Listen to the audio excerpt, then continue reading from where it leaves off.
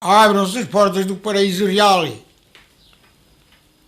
Pois anda ali o Pai Eterno, anda ali a ver as árvores, ali em cima, né? E depois diz, faça sua mãe a nossa imagem e semelhança. Depois levanta-se o Adão levanta-se e diz, aqui estás a feita a nossa imagem e semelhança, Senhor deste paraíso real, todos os fluidos cá nele comerás, excepto desta árvore que está no meio do paraíso real, que esta é a árvore da ciência do bem e do mal, a que toda a vez era que tu deste fruto comes a tu há de morrer e plantarás nome a todas as coisas que foram criadas no mundo. E depois Adão a bala. Ele, o pai Adão está ali e dizia, Senhor Adão é esta, Senhor, é que vivo, apesar de estar no paraíso real, mas faz-me conceder mulher para a minha companhia me Deus. E Deus torna a vir baixo. Faz falta Adão, companhia, Senhor, pois não é bem que o homem viva só, faça a mulher para a sua companhia. Levanta-te Adão e levanta-te Eva. Levantam-se os dois. Mas ela depois enganou. Ele bala e ela vai colhe uma maçã dessa que disse excepto desta árvore que está no meio do paraíso real, que a erva das ciências do bem e do mal, não podia tocar nessa árvore, mas ela foi colher uma maçã e disse, toma Adão, que este é dos melhores frutos cá no meio do paraíso real. Ele disse, comemos, mas ai mulher que me enganaste, me fizeste cobrar os preceitos que eles me fossem quebrantado, miséria que miserável, miséria me Deus. Pois, vender nosso Deus para que fizeste isto, Adão, para que cobraste os preceitos que eu tinha posto e tinha plantado. Foi a mulher que me enganou, anda cá também Eva, para que enganaste? Para que enganaste Adão? Senhor, foi a serpente que me enganou. Anda cá também a serpente, para que enganaste Eva? Eu já vou da sua sorte, pelo estado em que se veio, e não quis que lograssem aquilo que já logrei. E tu, Adão, e tu, Eva, quando hoje parirás os teus filhos, serás sujeito às obediências do teu marido e ele te dominará. E tu, Adão, já que deste extensão da tua mulher, maldita será a terra em teu labor. Espinhos e abrolhos são de porzinela, e com o suor do teu rosto comerás o pão até que torne a terra. Porque és terra, e és pó, e em pó está de se tornar Adão. Ó corroer os anjos da glória, criados com tanta graça, vimos da fora do paraíso real com uma espada de fogo. Vê uma espada de fogo e eles somem. Levantou-se um pobrezinho, uma manhã de necessidade, foi pedir esmola ao rico, e o rico não lhe quis dar. Sua mulher, como soberba, os cães lhe foi a cegar, sua criada, como humana, os cães lhe foi a enxutar. Vê uma multidão ao mundo, morreram todos num dia, o pobre foi para o altar e o rico para a estromaria. À cabeceira do pobre nasceu uma fonte celestial e à cabeceira do rico nasceu um fogo infernal. Bem pedias tu ao pobre dar-me uma pinguinha d'água para apagar este meu fogo infernal. Deixa-te lá estar, ó rico, nesse teu fogo infernal, que esmola da tua mesa nunca me a quisestes dar. Ai meu mundo, quem me dera lá voltar, para dizer aos meus filhos que nunca fizessem tal. Deixa lá estar os teus filhos, acabando de se criarem, lá está padres pregadores, para os acabar de ensinar.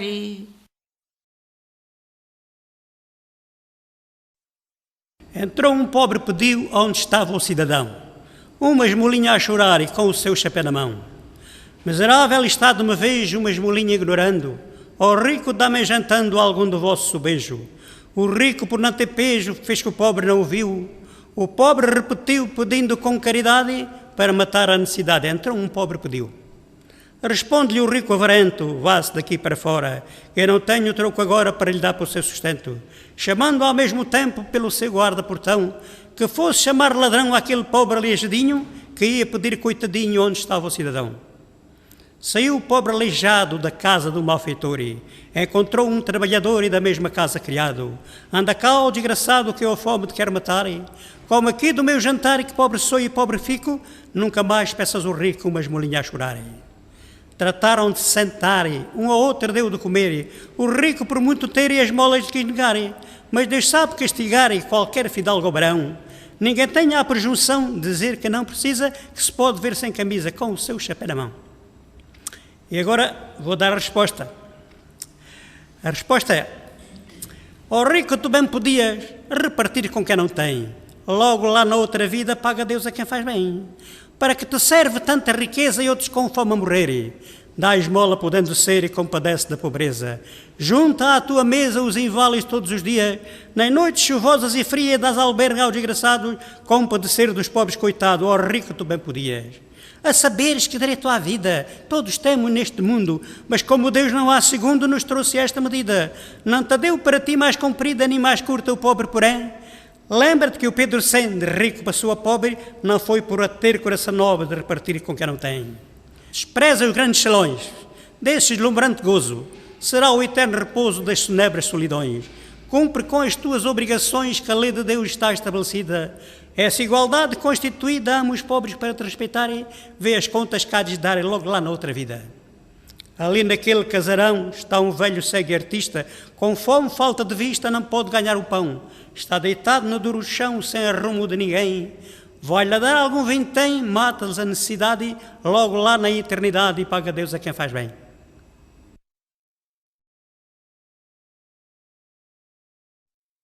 Quando foi a Revolução da Primeira República, portanto, havia muitas terras da coroa aqui em volta.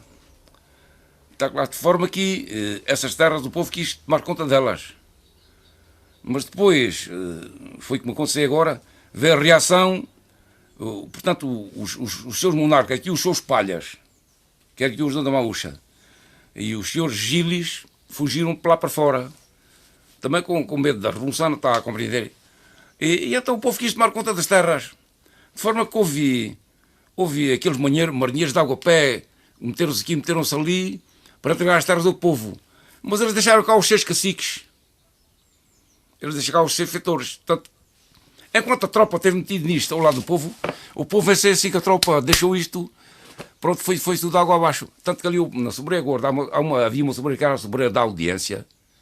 Veio o Regimento de Cavalaria 5 com os soldados e com o aparato todo. E está claro, o rei tinha sido roubado, tal qual que foi agora o fascismo. E o rei tinha sido roubado e quiseram dar as terras ao povo. De forma que os senhores que andavam a fugir lá por fora não perceberam, mandaram os seus caciques, os seus lacaios. E então, parece que foi assim. O comandante de Cavalaria 5, que a tropa estava envolvida nisso também, não é verdade? E disse aos procuradores deles: o senhor tem documento que as terras são suas? Não tenho. Então, se não tem, as terras são do povo. E picaram os poros do cavalo e foram-se embora. Está claro, mas depois, são do povo, mas depois o povo ficou desamparado. Está claro, depois houve aquela manobra aquela manobra que houve logo após a República. Mandaram meter os homens na cadeia. Ora, quem se vai meter na cadeia está pondo a cabeça debaixo do Alfonso para ser cutilado, não é verdade? Não há dúvida nenhuma. Tal e qual que forma aqui o Visconde da Ribeira Ava, que é republicano, mataram-no aí para o pé da Rua da Costa, conforme mataram os Elias Coelho também, transferindo de um lado para o outro. Mas quando eles levaram do Limoeiro para o Forte de Monsantos, eles já sabiam que estavam para os matarem. Foi isso que aconteceu. E as terras aqui aconteceu a mesma coisa. Os homens foram para a cadeia, as mulheres foram roçar. E os homens estavam na cadeia. Portanto, cá está o povo da Vera Cruz agora que está acampando. Os homens estão na cadeia e as mulheres andam roçando. As mulheres andam roçando à sombra do arvoredo. Na vigia de tanta moça, que nada lhe mete medo. Nada lhe mete medo de uns sentados, outros de pé. Eles que eram os malditos, que roubou o Dom José.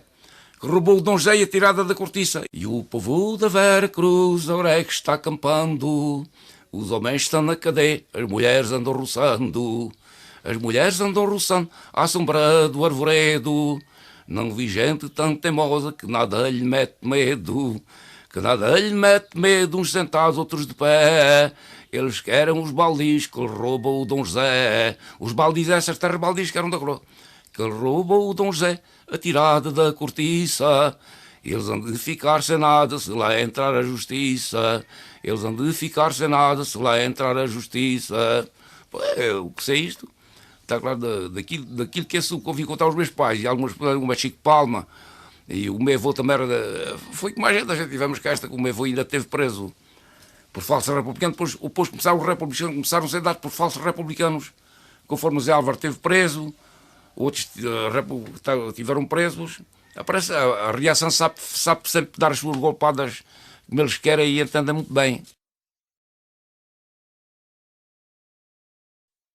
O Gonçalves Correia, por meu conhecimento, foi um homem que era viajante. Vendia cordas de car e essas coisas assim. E a passagem aqui por as Fornalhas Velhas, acho eu que foi uma lidação que ele tomou com os sapateiros que trabalhavam ali, que estavam uma machete de sapateiros a trabalhar ali no Monte da Comuna, que é o nome daquilo. E depois dali arranjou essa lidação ali junto a Val Santiago e começou a formar ali um assunto político. Embora eles não fossem bem para esse lado, e começaram a saltar ali umas coisas, a roubar sementes e coisas assim do género, gados e etc. E depois fizeram ali uma associação para que quando aquilo desse barulho, o que saísse aquele número tinha que matar o governador, hein? Que era o Sidónio Paias nesse tempo. Foi morto lá na estação do Rocio, acho eu. E esse senhor que o matou foi um fulano que eu ouvi falar por os mais velhos, porque eu não tive conhecimento disso, que era muito mais novo do que isso, que era um fulano José Júlio ali de Gravão. Foi que ele saiu esse número e foi lá matá-lo com uma arma dentro de um molhinho de flores. E depois houve a revolução no Vale de Santiago, uns foram presos, outros fugiram e etc. Mas não era nada disso que o Gonçalves Correia procurava. O homem procurava era um assunto político. Isto, às vezes que eu ouvi falar que era moço, já ele era homem de uns 70 anos.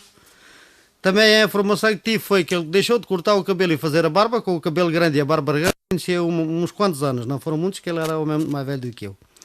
Que não cortava o cabelo e ainda fazia a barba enquanto o Salazar estivesse no governo. Por meu conhecimento, até me parece que o homem não chegou a cortar o cabelo, porque parece-me que ele morreu com uma diferença pouca, mas que morreu primeiro. Que nessa altura já estava morando aqui nas Fornalhas, de onde há esse dito Monte da Comuna. E então foi todas as informações que tive a respeito aqui do Monte da Comuna e do Gonçalves Correia, foi este assunto assim. Lá os outros assuntos que ele puxaria, sei que eu não posso explicar, que era... Nem sequer era nascido nesse tempo, que é diferente. Então, e a associação que eles fizeram, como é que se chamava? Eu, dito por meu avô, eles eram para ser uma associação política, mas dito por meu avô, era uma associação de maçónicos. E isso era o quê? Era roubar e matar se possível fosse, que foi mesmo que eles o afrontaram a ele. Só que ele não obedeceu. Conte lá a história.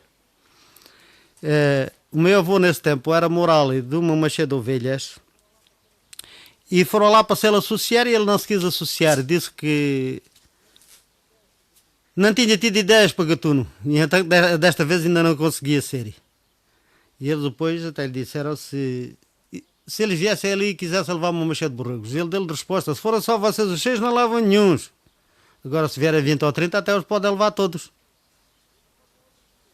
E depois no outro dia, como eles não apareceram lá durante a noite, que ele passou a noite em cima lá de uma árvore para viajar o rebanho e para se livrar a ele, pois como eles não apareceram, no outro dia falou a 2 carros de parelha, pôs as coisinhas todas em cima dos carros de parelha e foi entregar o gado aos patrões e foi-se embora. Foi quando ele foi ali para o pé de São Domingos, para um monte que era o Mal Unido. Hoje não sequer se conhece lá o rastro dele, que até passa o canal lá por cima. Em frente ali da venda da vinha. Também a venda também já lá não existe.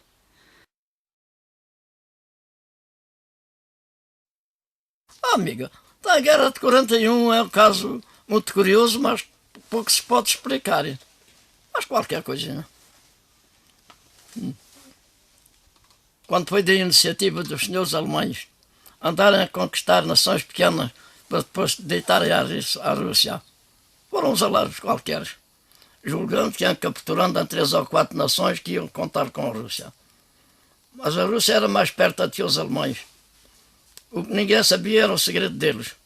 Era uma caixa de segredo que existia na Rússia. E então, quando largaram a combater, os alemães iam-se avançando e os russos iam-se recuando. Se recuando para os capturarem lá dentro. E eles, feitos alarves, ainda a perseguirem aquilo tudo, não sabendo o que lá existia. Quando foram combatendo, terem a pouca vergonha de irem ocupar quartéis militares. Estavam desocupados porque estavam fazendo a espia. E então começaram-se a servir e a utilizar todas as coisas, chegaram a querer-se lavar e iriam aos lavabos, abriram as torneiras e aquilo incendiar tudo. Era a esperteza que eles tinham, o goloso. E demais. Tinha muitas coisas. Tinha muitas coisas que os alemães não conheciam. Tinham cães explosivos, e às vezes iam carros de guerra, pisavam nos cães, os cães saíam lá à frente, pisavam nos cães e os carros iam para o ar. E os russos ameaçando, a dizer na verdade. Se a Alemanha soubesse bem a grande potência que a Rússia tinha, nunca pensavam em entrar na Rússia. Tinham aparelhos de guerra como a Alemanha não tinha. Tinham 2.000 aviões a serviço de guerra. Tinham muitos milhares de aviadores. Estavam preparados em todas as condições. Onde diziam que se os alemães soubessem a potência da Rússia, nunca tinham o descaramento de entrar na Rússia. Também tinham o raio da morte, se por acaso fosse preciso, que não devia de ser. Mas por portas falsas já havia qualquer rádiozinhos. Eu por acaso não tinha e era raríssimo. Mas havia amigos que contavam, porque ouviam aquilo às tantas da noite. Não podiam pôr os rádios em público. Então faziam aquilo secretamente, iam sabendo. E então, seguindo de uma vez, tentaram empregar o raio da morte. Mas não aplicaram isso, aquilo era secretamente. E que tinham queimado, souberam por porta falsa, tinham feito uma queima de 600.000 homens. O raio da morte tinha um raio de ação, era com uma lâmina de sol. Tinha um raio de ação de 15 km. Dentro de 15 km era trabalhado com o sol. Dentro de 15 km, só pondo aquilo a trabalhar e morria tudo. Depois o macaco do Hitler desapareceu. E houve muitas dúvidas que ele que estava cá com o faminto do Salazar. Estava cá arquivado.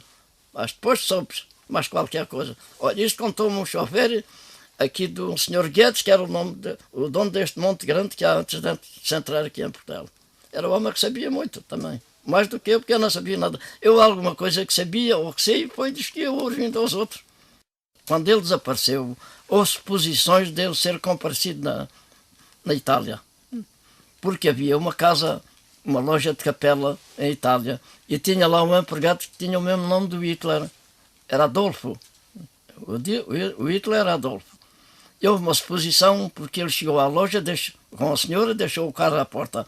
E depois o caixeiro, digamos assim, o comerciante, estava a tirar uma peça de fazenda dentro de uma prateleira. E aquilo desequilibrou tudo. Às vezes eram muitas peças em cima de uma das outras, e desequilibrou assim a maneira de cair. E ele gritou ao companheiro: "Ó senhor Adolfo, acuda-me aqui e faça favor." E o tipo saiu, portas afora, nunca mais se viu. E depois, ao fim de tempo, supunha-se dele estar cá, com este faminto. Eles eram os dois do mesmo calibre, um no género e outro no outro. Este era de fome e aquele era de guerra, fazer a mortandade, estragar a humanidade.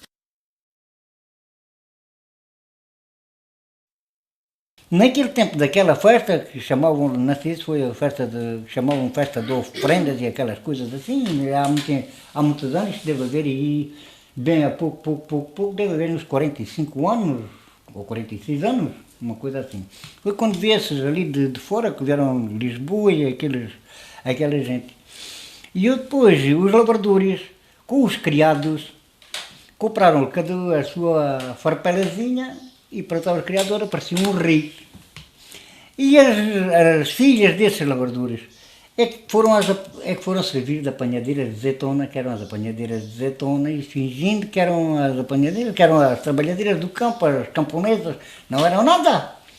Os desgraçados, assim que se acabou a festa, tiraram lá a farpela e ficaram sem farpela. Pois foi quando depois então coisa a seguir, foi então quando apareceu essa coisa de se vir dos padres, quando eles começaram a cantar a tal dita moda da carriça. A maldita da carriça, tens um ninho na tirou, matar os carricinhos, ficou a carriça só. Por cima não é com essa que a carriça volta cá, deixou-me de mais conversa, tá tchim, olé, tá, tá. Isto era da carriça.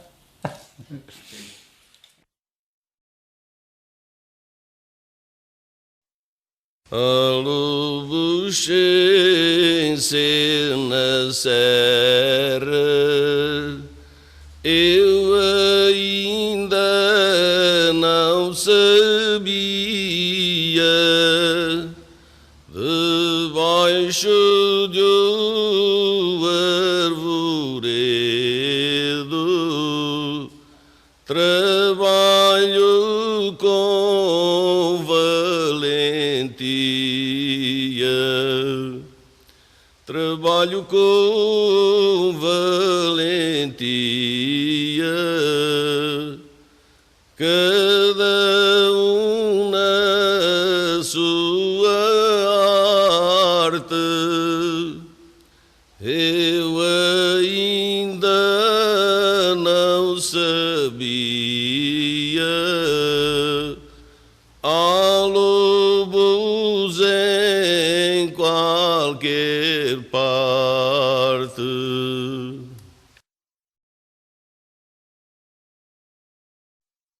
Esta moda carrega um drama que só quem viveu estes tempos sabe. Tempos de meses e meses à boa vida. Enquanto havia a boleta para se roubar com certo risco, e se cozer em casa e se comer cozida, a coisa não estava assim menos mal, já se enganava o estômago com isso. Agora, quando acabava a boleta, ou quando não havia boleta, naqueles intervalos grandes que ia da monta à ceifa, ou que ia da ceifa e do carrego, depois novamente ao varejo. Nessa altura era uma miséria tão grande. E o povo, inventava logo a sua moda para cantar a sua miséria e as suas aflições.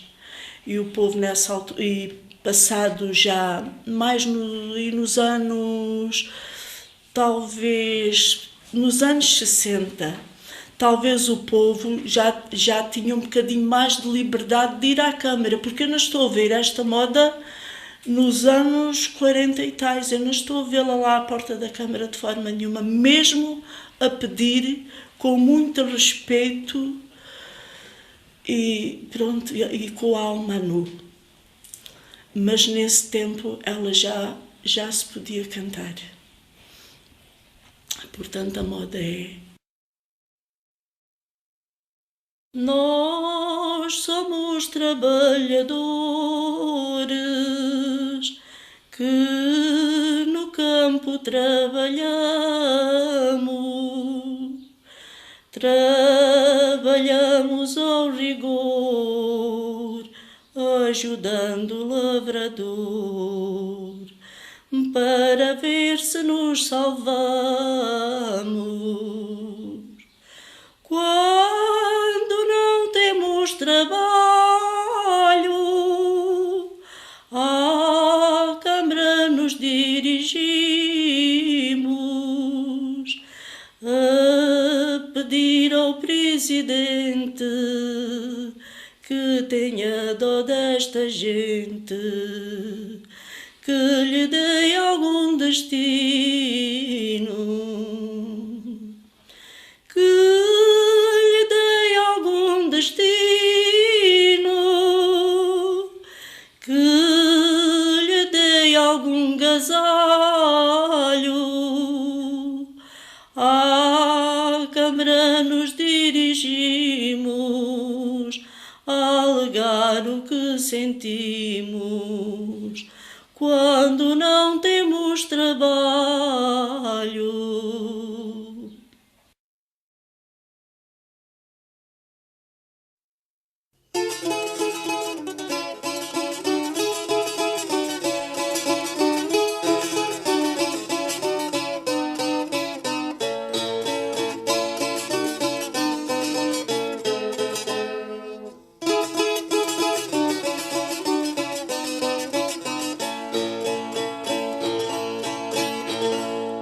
Estava na minha loja, encostado no meu balcão, bailando, encostado no meu balcão.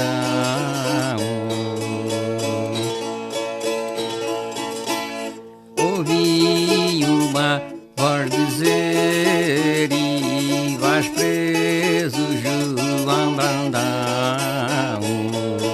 mas bando, vais preso, vais para a prisão.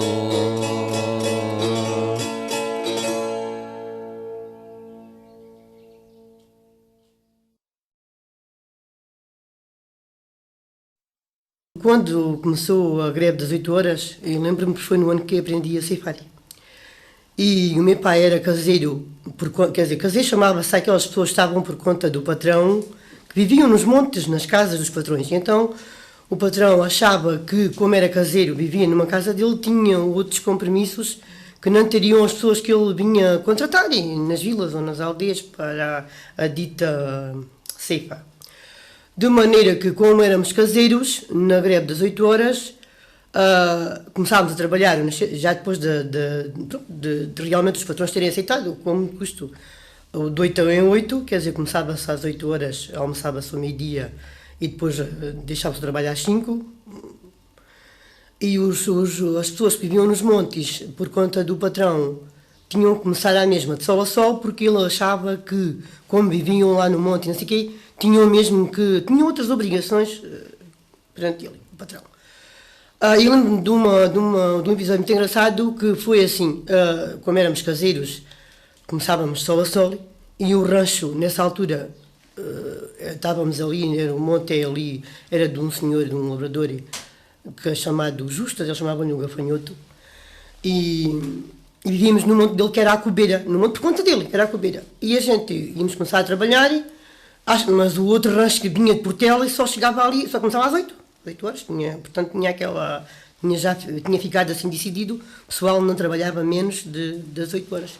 Mas só que a gente vivíamos lá e começávamos a trabalhar sempre, quando o sol começava ali a vir, começava ali a romper, o pessoal, vamos à enrega, o manager dele, vamos à enrega, o pessoal ia.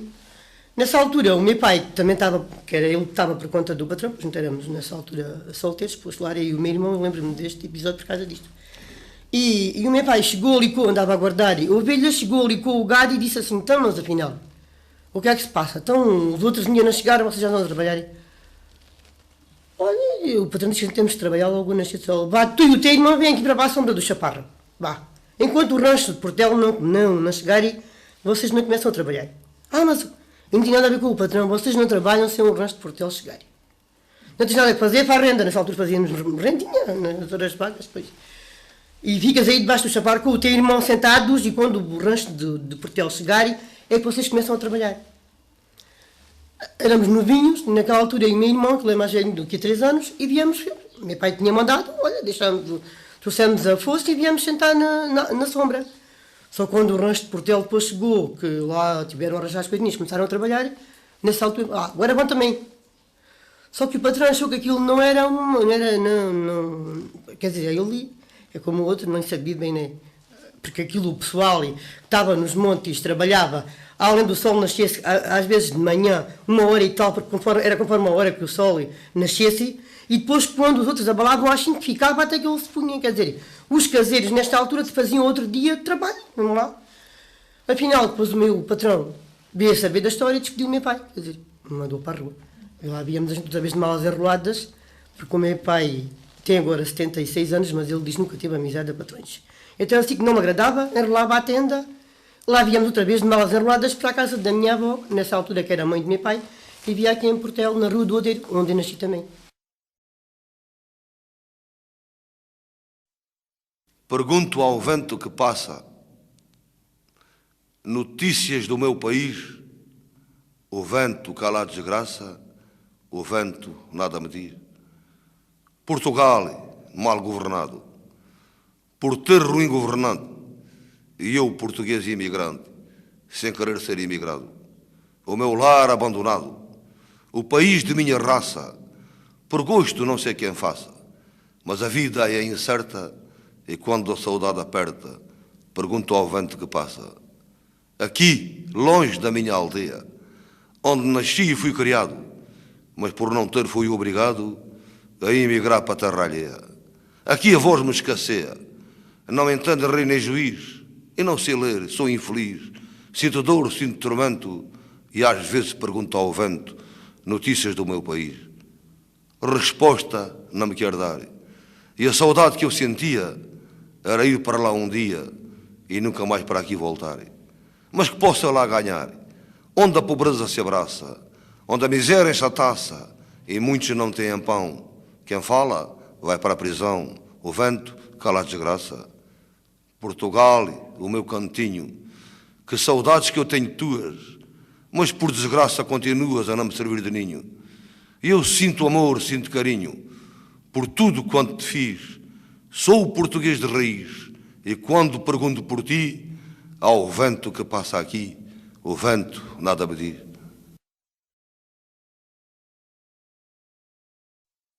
É a Grândola, Vila Morena, essa é que eu ainda nunca acabei de compreender isso. Uns cantam de uns times e outros não, cantam tudo, eu não sei. Que é a grande Grândola, Vila Morena, terra da paternidade, o povo é que mais ordena,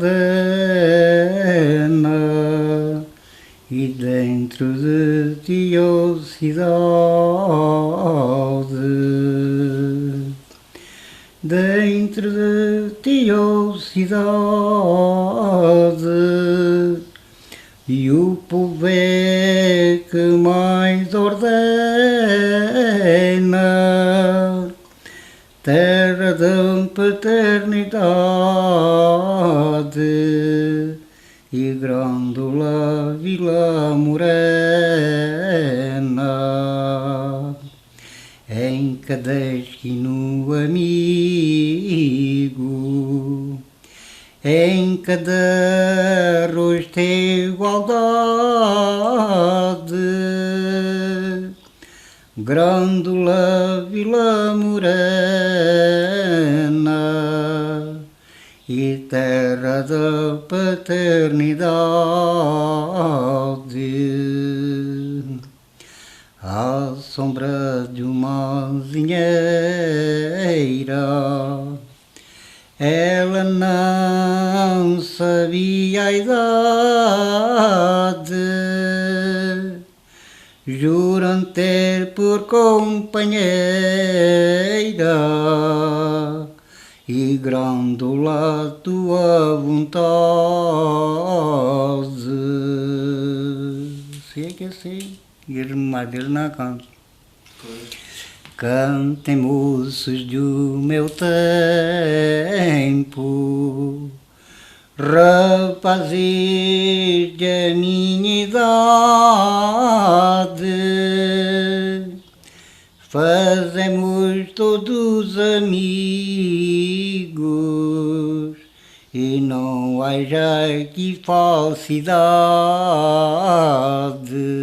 Isto é a primeira quando começa a moda, mas eu nunca fiz o canto de coisa.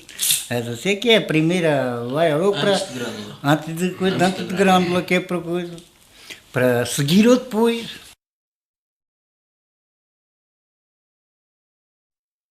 Fiz-os porque a gente fomos ocupar as terras, os agrários também já não davam trabalho a muita gente, e a gente fomos ocupar as terras e pensámos em formar cooperativas. Foi a Revolução do 25 de Abril e pensávamos em formar cooperativas. E depois andamos aí a apanhar as herdades todas, chegámos aí aos montes e quando chegámos à além, pronto, estava o lacaio que chamava-lhe a gente o fetor, e depois chegou o patrão e a mulher, e depois eles não queriam entregar as coisas, diziam que já tinham lá uma cooperativa formada lá para eles, e eu depois pensei em fazer estes versos derivados às coisas que foram feitas e ditas nessa altura. Mas agora lê, né?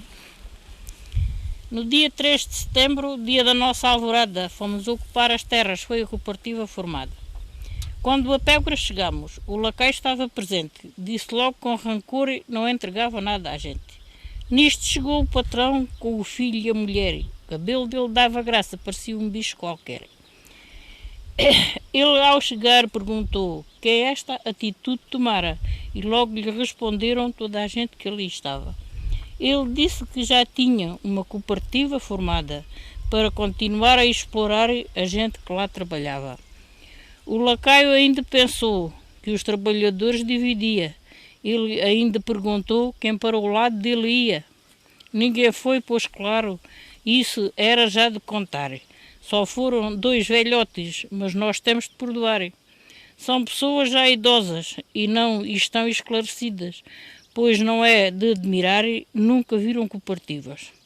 As cooperativas são novas. Andamos a aprender e temos de estar bem unidos para não as deixar perder. Temos que estar bem unidos, gente do campo e da cidade, para alcançarmos o pão e a nossa liberdade.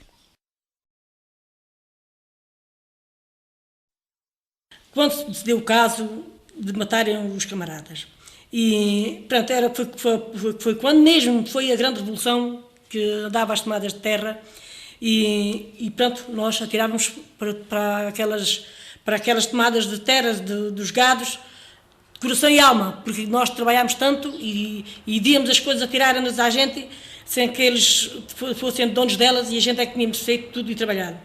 E estes 2 camaradas vieram dos Corali para ver se conseguiam tirar a vacada na herdade de Valnobre. E como, coitados, eles lutaram bastante e nunca eles não levaram o deles avante, porque a vacada eles nunca conseguiram tirar a vacada.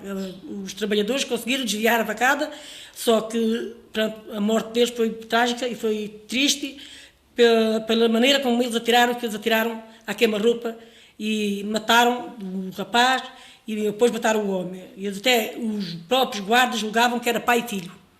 E tanto que ele disse, já acabaram a raça porque julgavam que era pai e filho. Houve ali um engano na própria guarda, mas não era. Nem eram vizinhos, nem eram primos, não era nada. O senhor José Cravela era uma pessoa e o Casquinha era outro. Portanto, eu pensei, pronto, como tinha a minha vocação para versos, e fiz estes versos dedicados à morte deles. Na herdade de Valnobre disse um caso de terror. As balas da GNR matam 2 trabalhadores. Essas balas traiçoeiras que vararam o coração, no Portugal de Abril nunca mais terão perdão. Eles juravam defender a mais gloriosa batalha, e se o sangue vimos correr em terra de reforma agrária. Em terras da reforma agrária e a todos deu compaixão. Perdemos 2 camaradas, foram para baixo do chão. Eles, coitados, lutavam para defender a vacada, que esses traidores assassinos lhes tiravam às pedradas. Raivosos os assassinos do furto de lhes ser tirado, berra uma GNR, podes andar descansado. Podes andar descansado, berra um cabo a uma praça, grita todo entusiasmado, já lhe acabei a raça. Mas eles que não morreram no coração português, esses bandidos assassinos, há de lhes chegar a vez. Há de lhes chegar a vez das contas lhes serem dadas, mas o povo português não responde às pedradas. Responde com confiança, a esperança no futuro, quando um dia Portugal nos estiver já bem seguro. Nos estiver já bem seguro, tudo nos esteja na mão, e a morte de Zé Geraldo da Casquinha não seja em vão. Eles andam de ser julgados, esses reis absolutos, pelo povo português e a quem se vestiu de luto. A quem se vestiu de luto pelas 2 vidas, na aldeia do Escoral, elas já não são esquecidas. Está aqui perdidas, mas é esquecidas. Portanto, estes versos foram dedicados à morte deles. E aqui foi dedicados pela repressão que eles puseram contra as pessoas, contra nós, porque eu também fui muitas das vezes a herdades e tive que fugir, e bastante, se não fugisse tanto, até que talvez na ciência teria já também marcas no meu corpo, mas consegui fugir, e então tudo quanto isto se fez, ainda mais me fez para eu fazer estes versos dedicados aos próprios assassinos da Guarda da GNR. E então eu fiz assim: Senhor Sargento, que manda as tuas praças a tirar aos pobres trabalhadores só por querem trabalhar, só por querem trabalhar e produzir o nosso pão, e enriquecer Portugal sem que haja exportação. Mas tu praça não conheces, só o que vês é a traição, tu corres sempre de cansar para quem te dá o pão. Hoje ao lado do agrário tu lhe dás a proteção, ajudando-o a roubares para destruir a nação. Já a tua farda manchaste e diz-me lá qual a razão, dos trabalhadores mataste com tuas armas vilão. Com tuas armas vilão matas adulto e menor, e já fizeste correr sangue em terras de Montemori. Nas terras de Montemori, freguesia de São Romão, quem mata assim quem trabalha nunca pode ter perdão. Depois das mortes fazeres às ordens do capitão, o corpo mandas virar já caído pelo chão. Já caído pelo chão, e o jovem diz vou morrer, gritam para o camarada, nós havemos de vencer. Nós havemos de vencer, e camarada dá-me a mão, lutei até me matar e defendi o nosso pão. Defendeste o nosso pão e ao jovem tinhas cautela, fica gravado na história António Maria Carvela. Teu nome fica na história gravado no coração deste povo que trabalha para pôr fim à repressão. Para pôr fim à repressão somos a força maior e queremos o seu julgamento em terras de Montemori. Cagando para o PPD, cagando para o CDS, eu caguei para o PCP e também caguei para o PS. Eu caguei para o Balsemão, para o Freitas do Amaral. Eu caguei para o Cunhal e o Bochecha fecha a mão. Panho o maior cagalhão que em toda a vida caguei. E também caguei para o rei, o senhor Ribeiro Teles, cague para todos eles cagando para o PPD. Eu caguei para o presidente, caguei para as Forças Armadas, e eu faço as minhas cagadas cagando para toda a gente. E quem não estiver contente ainda mais merece, porque eu nunca me esqueço lá debaixo do sobreiro, caguei para o senhor Saleiro cagando para o CDS. Eu caguei para o ministro, cá da nossa agricultura, cague sempre com fartura, porque eu no cagar estou bem visto. E ainda correm o risco de cagar para quem não sei. Cague para quem faz a lei que me permite cagar, mandando o cinto apertar, eu caguei para o PCP. Caguei para a democracia. Caguei para o socialismo, caguei para o comunismo e caguei para a monarquia. E mais cagar já não podia, mesmo que eu cagar quisesse. O muito cagar aqui essas bordas de um cu bendito que cagou cozido e frito e também caguei por PS. Porque eu caguei a bem cagar, como há muito não cagava, e não pude cagar para mais, porque a merda já não chegava.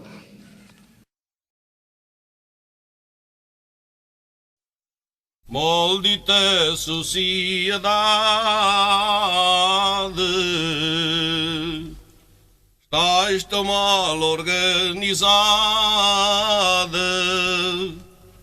Quem não trabalha tem tudo,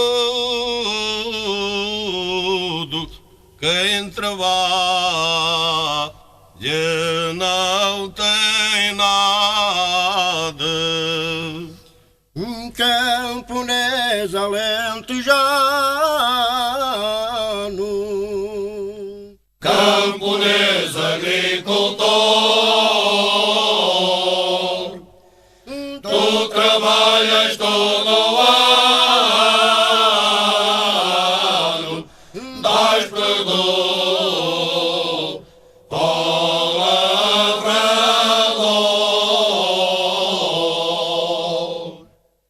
dás produto ao lavrador. Tua vida é um engano, é tão triste o teu valor, camponês,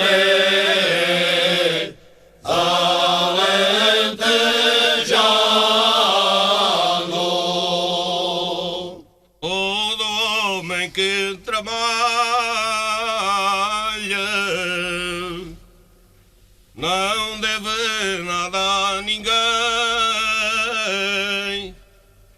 Aquele que nada faz deve tudo quanto tem. Camponês alentejano, camponês agricultor, tu trabalhas todo o ano, dás-te dor ao lavrador, dás perdão ao lavrador,